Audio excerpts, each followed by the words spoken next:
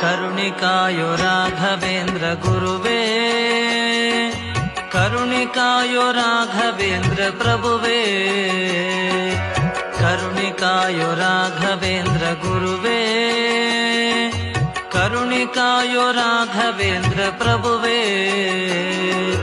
ನಿರನಂಬಿದ ಜನರ ಕಮಿತ ಕಲ್ಪತರುವೇ, ಕರುಣಿಕಾಯೋ ಕರುಣಿಕಾಯೋ ರಾಘವೇಂದ್ರ.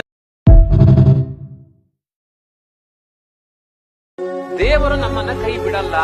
ನಾವು ತಿಳ್ಕೊಳ್ತೇವೆ ದೇವರು ನಮ್ಮನ್ನ ಬಿಟ್ಟಿದ್ದಾನೆ, ಅದು ನಮ್ಮ ಮೂರ್ಖತನ. ದೇವರು ನಮ್ಮನ್ನ ಕೈ ಬಿಟ್ಟಿಲ್ಲ. ಅದಕ್ಕೆ ತುಂಬಾ ದೃಷ್ಟಾಂತಗಳನ್ನು ಕೊಡ್ತಾರೆ ವಾದಿರಾಜರು. ದೇವರು ನಮ್ಮನ್ನ ಕೈ ಬಿಟ್ರೆ ಏನಾಗುತ್ತೆ? ಕಣ್ ಕಾಣಿಸಬಾರದು, ದೇವರು ನಮ್ಮನ್ನ ಕೈ ಬಿಟ್ಟ ಅಂತ ಹೇಳಲಿಕ್ಕೂ ತಾಕತ್ತಿರಬಾರದು, ಬಾಯಲ್ಲಿ ಮಾತನಾಡ್ಲಿಕ್ಕಾಗಬಾರದು, ಕಿವಿ ಕೇಳಿಸಬಾರದು. ಎಷ್ಟು ಕೊಟ್ಟಿದ್ದಾನೆ ದೇವರು ಸೌಲಭ್ಯಗಳನ್ನ.